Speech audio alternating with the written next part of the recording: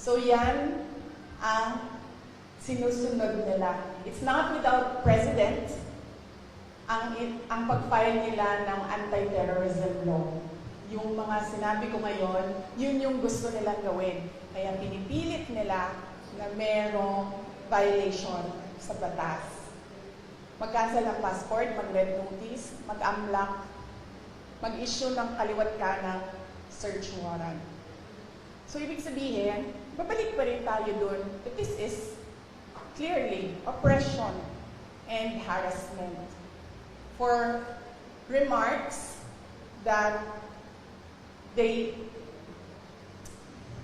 pinipilit nila to take it out of its logical context. Abogado ako.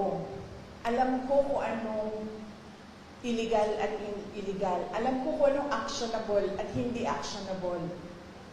Hindi actionable ang maghabilin ka. Hindi actionable yun.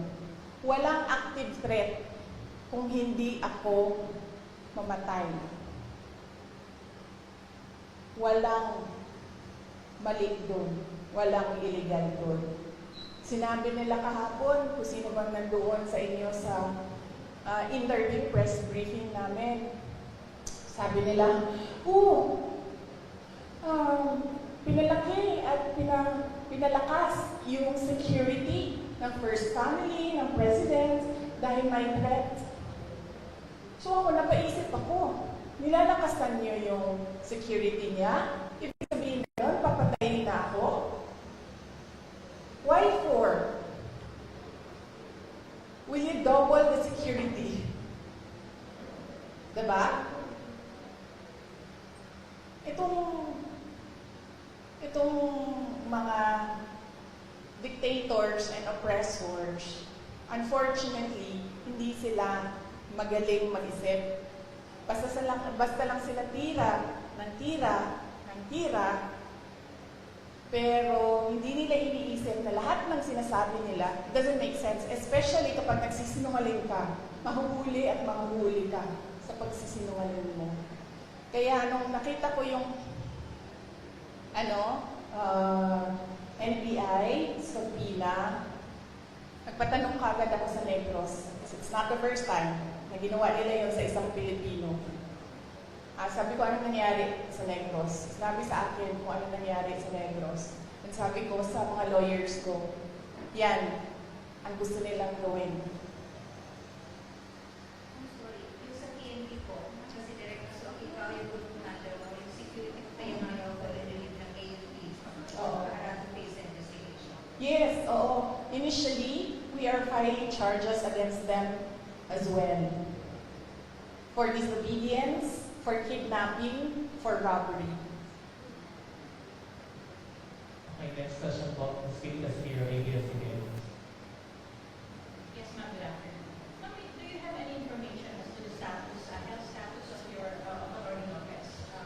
And do you have any information when you will be transferred to the house or Senate? Ma'am, wala po akong update sa status ni Yusek Zulaika Lopez and Ms. Gina Acosta, both of whom are admitted sa Veterans Hospital. But nakita ko kanina sa updating namin sa group chat ng opisina, I believe the hospital released a bulletin. Tama ba? Parang nag-release ata ang hospital ng bulletin about updates sa kanila. Ngayong araw na ito, hindi ako makapagbigay ng update kasi maaga po ako umalis kanina sa hospital.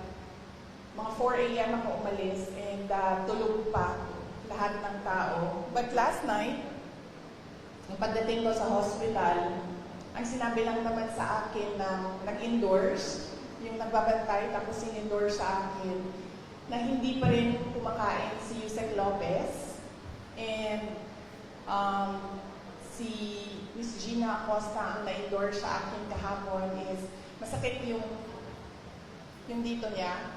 Kasi apparently, pag nawalan ka ng malay ay nagiging unresponsive ka, parang kinukurot ba dito, hindi ko alam kung anong ginagawa. So apparently, sumakit yung dito niya kasi yun yung parang i-arouse ka para magising. So yun yung updates based on sa pakikipag-usap ko sa kanila. Another question po, just very quick. Do you see yourself patching things up with BBM in the future? Do you see that happening at all? Well, I believe, ma'am, that we reached the point of no return. I really believe that we have reached the point of no return. And it is clear, ma'am, na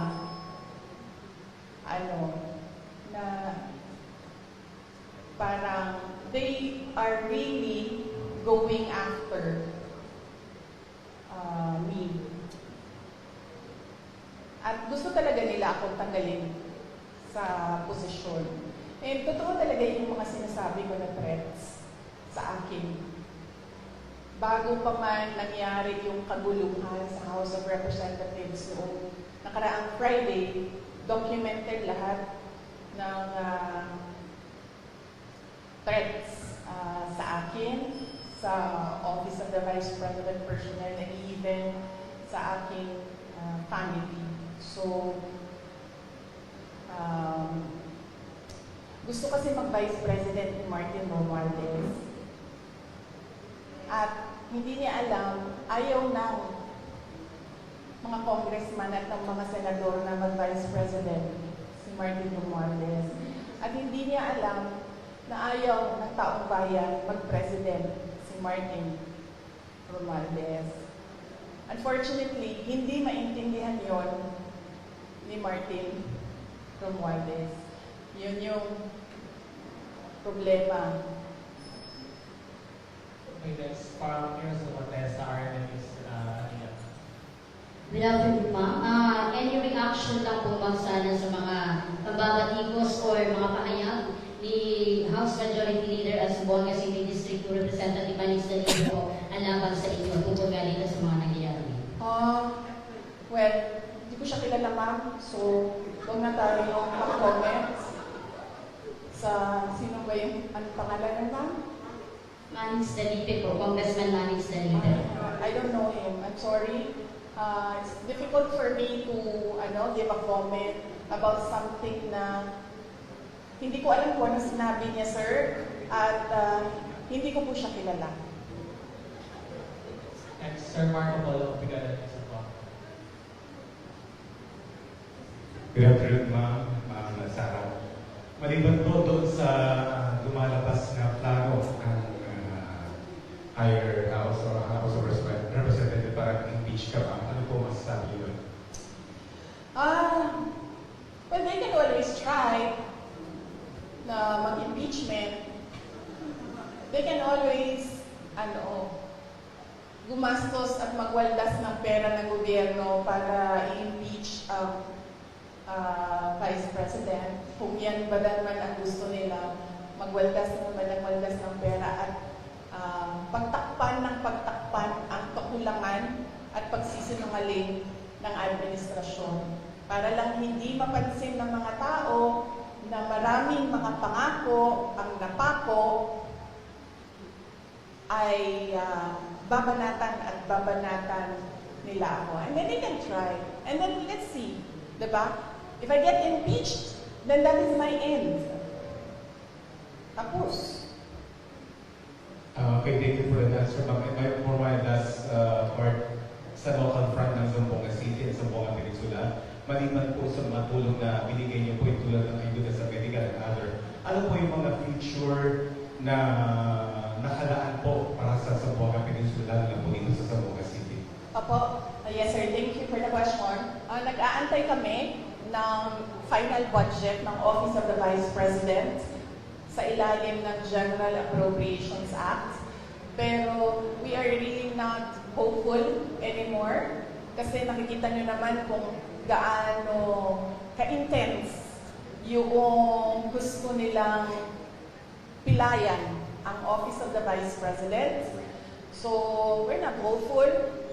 Kung meron mang budget And then, yung, kung ano man yung maibigay na budget, pagkasya namin, yung mga projects namin doon. Ang mangyayari nito, kunwari man, as an example, doon meron kaming 40,000 beneficiaries a year. Siguro, we'll reduce it to 10,000 beneficiaries a year. Ganun yung mangyayari. Ida-downsize yung mga projects. That is, if kung merong pera para sa projects. Kung wala naman pong pera para sa mga projects, ang maiwan lang ay pambayad ng sweldo ng mga tao, ng mga employees ng Office of the Representatives, then dapat kayo magreklamo, taong bayan. Kasi nagsisweldo kayo ng mga tao tulad ko. May I just remind you, I have the second highest salary in the government, and yet wala akong nagawin kasi wala kaming projects. Magreklamo kayo. Bakit namin siyang bayaran ng sweldo? Wala naman siyang project. Walang gagawin niyang babae niyan. Hindi magtatrabaho yan kasi walang project. Diba? So yes, dapat kayo magreklamo niyan. Magbabayad kayo sa amin. Pero hindi kami magkakapagtrabaho dahil walang proyekto, walang budget. Last two questions. One from Mr. John Ortiz. Yes, good afternoon po. Good afternoon po, Vice President. I am John Ortiz from American sa Buanga. Amidst all this, sa lahat na naman nangyayari, sinasabi yung harassment, yung ino-oppress kayo, and yet, nandito ka sa Zamboanga City, binisita mo yung asilan. Oo. Saan po kayo bumuhugot ng lakas as of the moment, Vice? Bakit patuloy po kayong lumalakad? Yes. Before ako pumunta dito, as you know, your former mayor in Zamboanga City, Ma'am Beng Limaco is my friend, no? Exactly the same question ang tinanong niya sa akin kanina. Ako naman kasi, politiko ako. Yun din sinabi ko kay Ma'am Beng, sabi ko, ikaw politiko ka rin. Ang dami mo din pinagdaanan. Ibig sabihin, sanay kami sa ganyan ang mga politiko. So, ibig sabihin, hindi ka na nasa stress sa ganyan. Ang problema sa akin is kapag nagkulang ang tulog at gutom, yun lang talaga yung nakaka-apekto sa akin. Kaya kailangan sa akin, kapag 3 araw na yung sunod-sunod na walang tulog, bigyan mo talaga ako ng 1 araw na mabawi ko yung 3 araw na tulog. Para nare-refresh yung pag-iisip. So, kung hindi mo ako pakainin say for 12 hours, dapat mo akong pakainin on the 13th hour. Otherwise, mainit na yung ulo. So, simple lang, sir. Kailangan lang ng tamang tulog at tamang kain. Yung all the rest, wala na yan. Kaparte yan ng buhay ng isang politiko. Last one, ma'am. Reaction on the disbarment case final against you? Yes, meron akong 3 disbarment cases. If you can remember, 2011, sa Sheriff, hindi pa tapos yun hanggang ngayon. May disbarment case ako doon. Tapos meron akong disbarment. Nabasa ko lang ito sa mga, sa mga group chat. So, hindi ko lang alam kung tama. Correct me. Tapos isang disbarment case sa pagtatapon ng bangkay. Tapos isang disbarment case sa revenge from the grave. No? So, yun. 3 yung... but let me clarify kasi yung 2, I've not read or I've not received the complaint. So, hindi ko masabi kung ano talagang nakalagay doon. Binabase ko lang siya sa news reports na lumalabas. Yung isa, binase ko sa announcement ng Supreme Court, and then yung isa, binase ko sa announcement ni Larry Gadon. Thank you, sir. One last follow-up from Jimmy Seven. Grabe naman ito si Mike. Minsan lang ako dito sa Zamboanga City. Time out daw.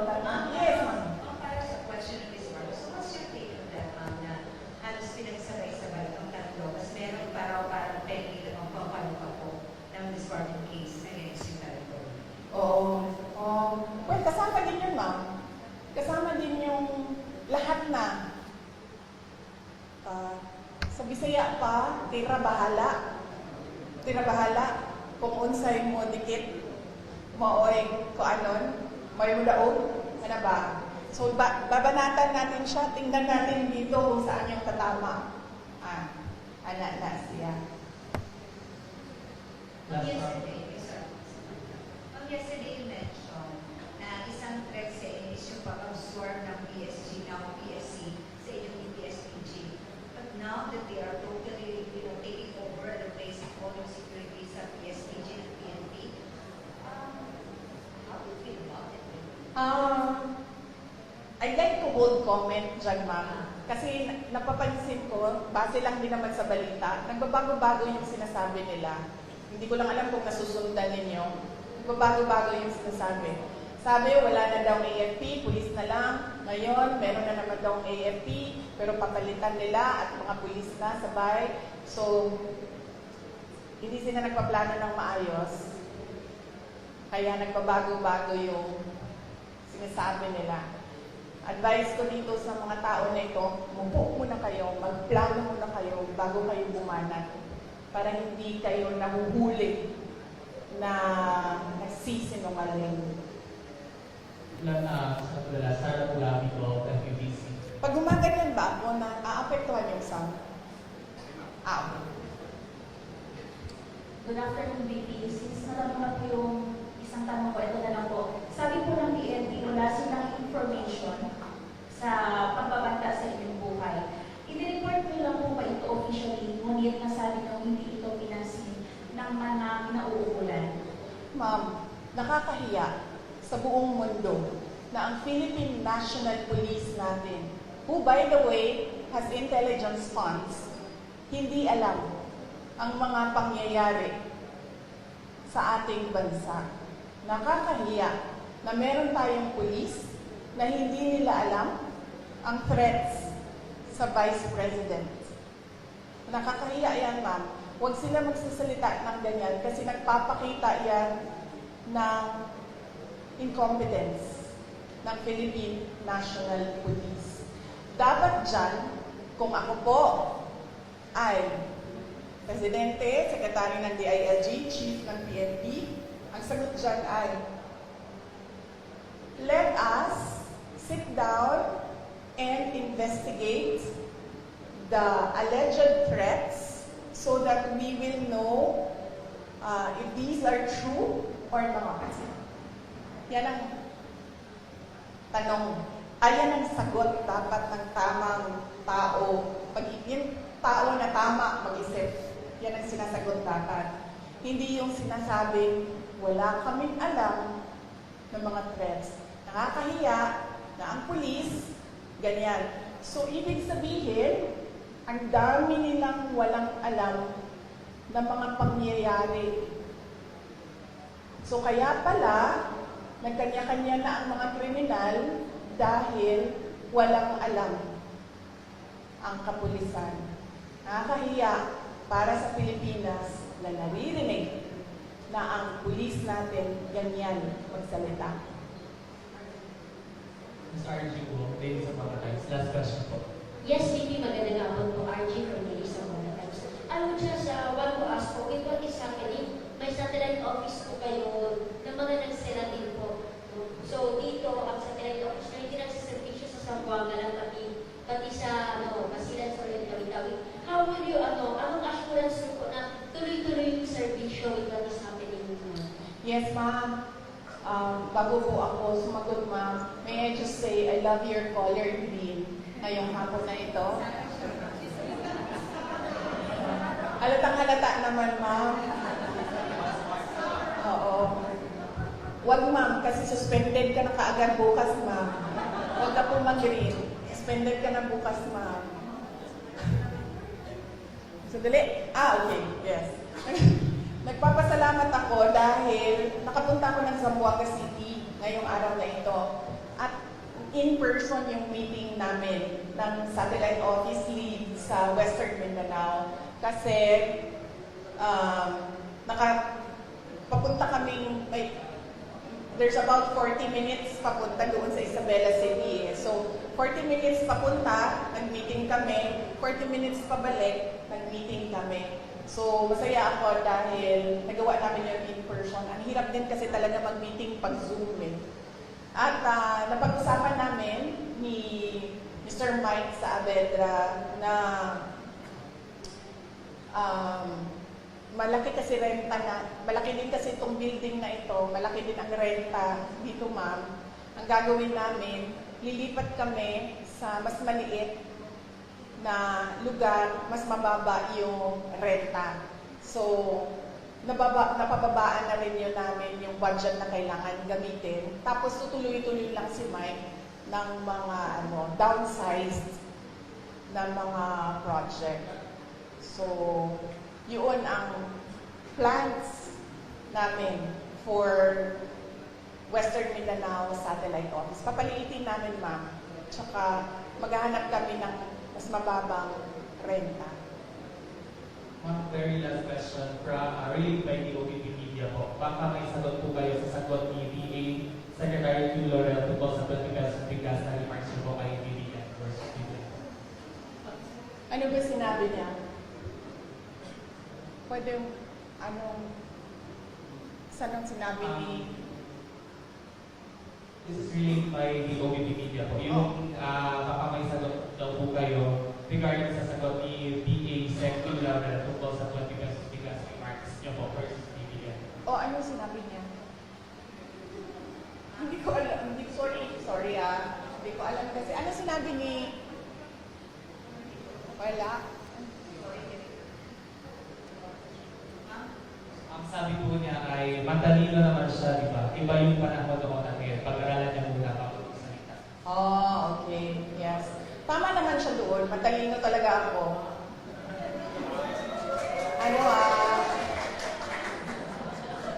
Nahiya naman ako. Hindi naman ako nagyayabang, di ba? Kasi siya naman yung nagsabi na matalino ako. So, thank you, Secretary Laurel, for saying na matalino ako. Finally, meron sa administration na nag-recognize kung gaano katalino si Inday Sara Duterte. But, ang sagot ko doon ay, huwag siya yung sumagot. Hindi naman siya si President Marcos. Diba?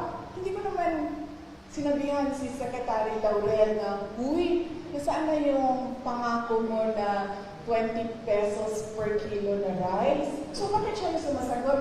Ang pangalan niya ba ngayon ay Bongbong Marcos? Diba?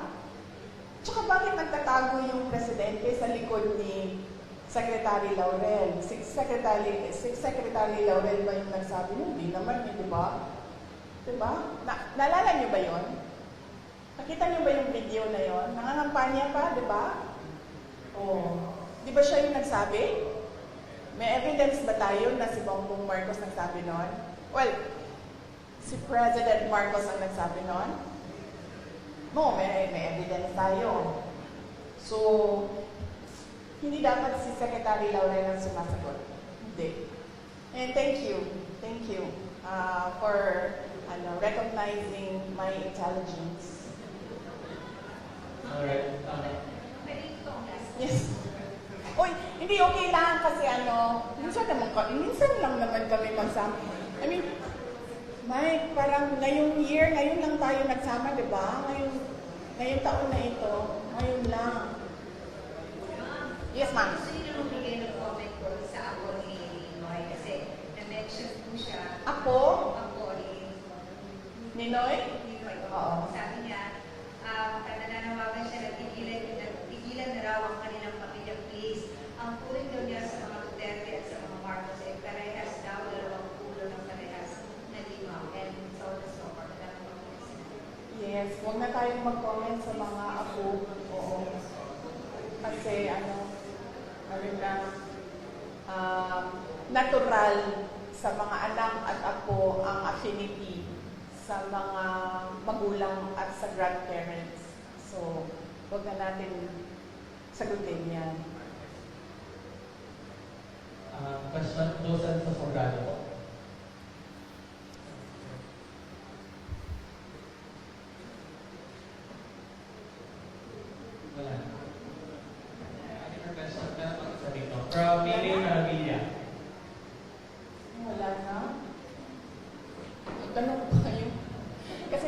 napagod yung guy. Tapos, walang tanong. Yes, yes, ma'am. So, good afternoon po, VP. What is the Vice President Salvador's current stance on supporting specific political groups or candidates in Zamboanga City as the 2025 elections approach? Considering Congressman Manny Felipe, the majority floor leader is won by the administration. Okay. So,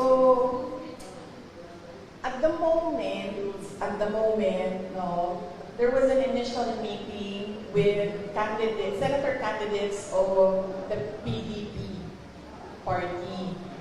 And I am not a member of PDP. They've been trying to recruit me, and I've been telling them that I have to think about joining a party because right now I am enjoying that I am free and I don't have to answer to a political party and I don't have to toe the line of a political party. So I have to think about that. But I told them that I can help you strategize on what to do. Initially, during the meeting, I gave them suggestions. I gave them suggestions on what they can do, on how they can strengthen their campaign, on how they can strengthen the branding. So that's about it for now. There was no talks of campaigning. Yes, but I told them if you need someone to talk to about strategizing on how to run the campaign, I'd be glad to help. I'd gladly help. And then for local, as of the moment, I am committed to Davao City only. But apparently, doon sa Davao City, sinasabihan nila ako, wag na lang daw ako sumali doon. I have my own problems. So, yun pa lang ang nabigyan ko ng commitment. Yung ibang mga local na mga candidates na mga kaibigan, wala ako pang nabigay ng commitment. But, sa tingin ko naman, parang wala din sigurong magkaka-interest na hanapin ako or i-request ako dahil lahat ngayon natatap. Ang term na ginamit ng isang politiko, benga. Tagalog term yan, no? Grabe, bumenga. I know it's an LGBT term. No? It's an LGBT term. Grabe, bumenga yung administrasyon. So, walang gusto na makita or malaman na kaibigan ko sila or nakampis ko sila or supporters nila ako. So, that would make it easier for me since makakapagpahinga ako sa kampanya dahil from 2016 to 2019 to 2022 nangampanya ako. And this time around, since hindi naman ako kandidato, makakapagpahinga ako sa kampanya, makakatutok din ako sa trabaho namin sa Office of the Vice President. And then of course, makakatutok ako sa committee hearings, kung mayroon pang committee hearings na darating sa susunod na taon sa campaign period. Yes, sir. Pwede pa, sir, sa mga kasama ko. Pwede ba? Okay, I'm Max Daman, representative TV News Online. Ang katanungan ko sa inyo, ma'am, ay itong threat ay nangyari sa inyo. Seryoso ba ito o wala? Mga political... Serious ito, sir. Nakita mo si Marcos Sr. Nakita mo kung paano nila, anong I'm sure nakita mo yun, sir. Kasi kami, edad namin, hindi namin nakita. Nakita mo, sir, naabutan mo? Yes, sir. Oo. So, very serious ito.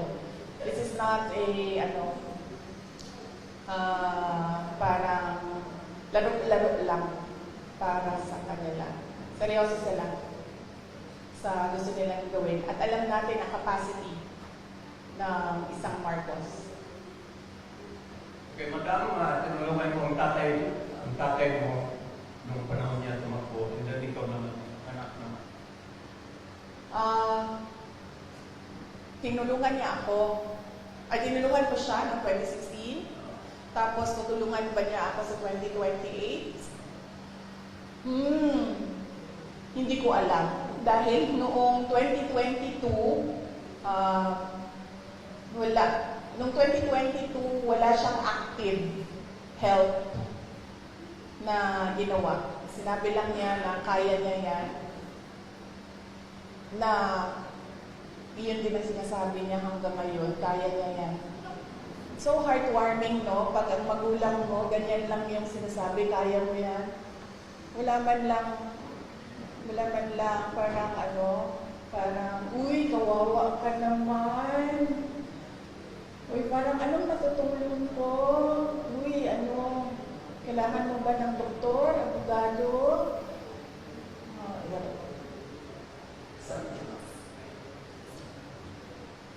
Heartwarming kung ganyan yung concern ng magulang mo. Another question from my end.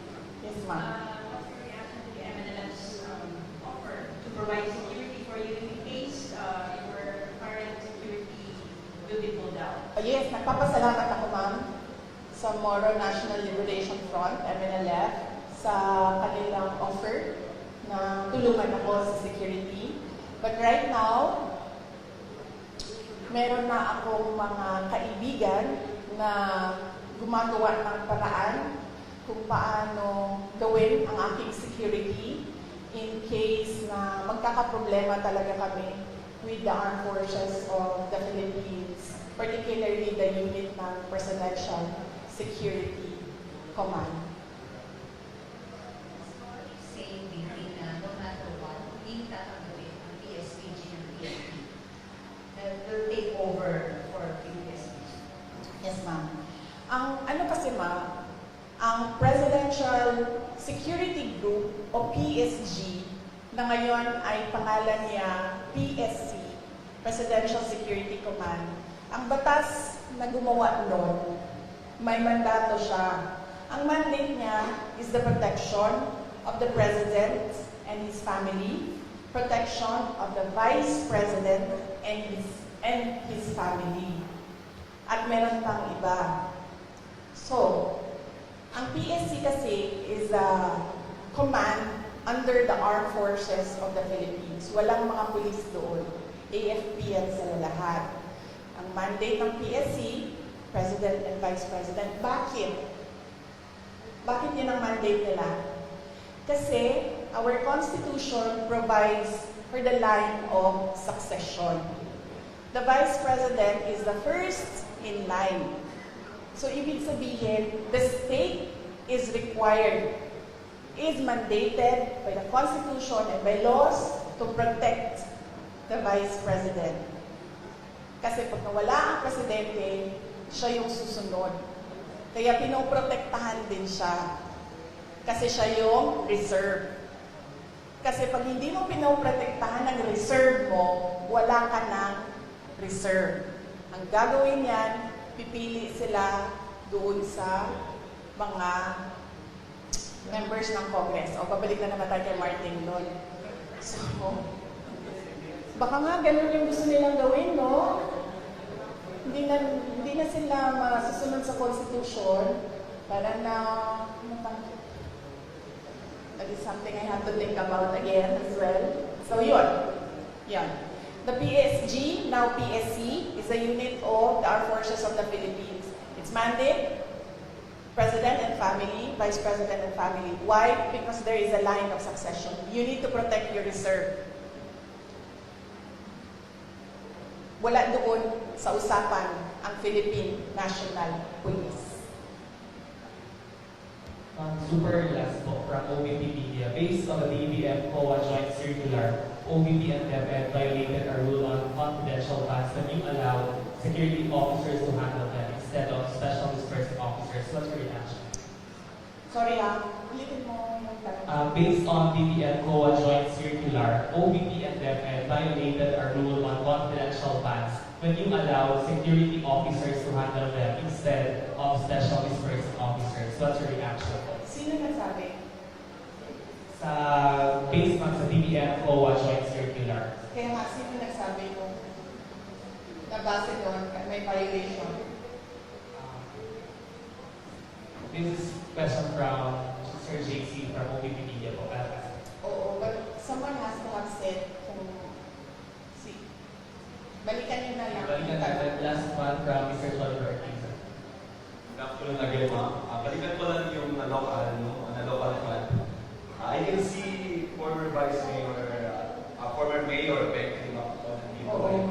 And it is a public knowledge na nung last election, isa siya or hindi siya lang yung tayo talaga na pinakita yung suporta sa iyo bilang sa pagtakbo ng Vice President. And now she's running under a group na kumbaga ikalaban ng sinasabi nung hindi nyo kilala na kongresista. O, kilala ko si Igor. So since nandun si Mayor Beng sa grupong yun, is it safe to say na kung pag-endorse mo kayo ng candidate locally, of course, kasama dyan si Mayor Beng at yung kasama pa yung buong partido niya at yung kalaban na sinasabi nyo hindi nyo kilala for Mayor. Thank you po. Oh, okay. Yes. Sige. Well, kung meron pa mang value words ko dito sa Zamboanga City at meron pang mga tao na nalipit, ay, nakalimutan ko sir, tama. Sorry. Kaya pala ako hindi na mag-endorse dahil nung last endorsement ko, anong nangyari? Sinasabi sa akin ng mga tao na budol sila. Hindi, Sarah, nabudol kami dahil sa iyo. Saan man ako pumunta, yun ang sinasabi sa akin. Kaya pala ako nag-desisyon na hindi ako mag-endorse. But, let me just say that nakita niyo ang track record ni Mayor Ben Climaco noong siya ay mayor. Nakita niyo ang kanyang mga accomplishments.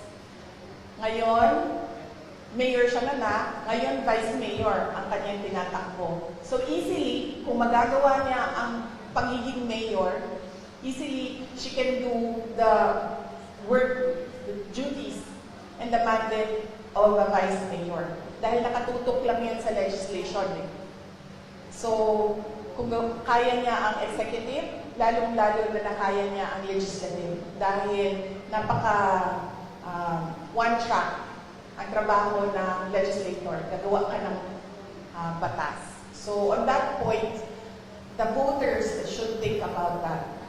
Her achievements, accomplishments as mayor, and her capacity na mag-vice mayor. Lagi ko sinasabi ngayon, ano ba dapat iniisip ng mga tao ngayong darating na ang eleksyon?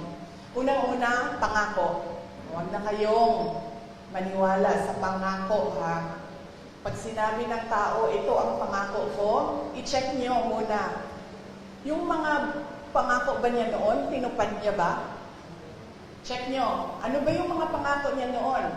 Natupad ba yon? So, dapat ba namin paniwalaan yung pangako niya ngayong election na ito? Pangalawa, huwag magpadala sa vote buying. Ang vote buying ngayon, legal na, hindi na illegal. Akap, AIT, SMAIT, tupad, at kung ano-ano pang tinatawag na ayuda. Nagiging legal ang vote buying. Bakit nagiging legal ang vote buying? Dahil kontrolado siya ng mga politiko ngayon.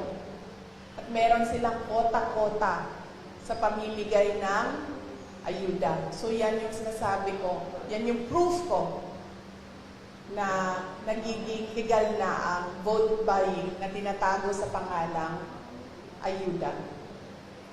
At pangatlo, hindi dahil gikan yan sa pamilya ng mga politiko tulad ko, hindi dahil galing yan sa may tatay yan na mayor, may kapatid yan na governor, may anak yan na congressman. Hindi dahil galing yan sa political dynasty ay ibig sabihin magaling ng kalibre yan.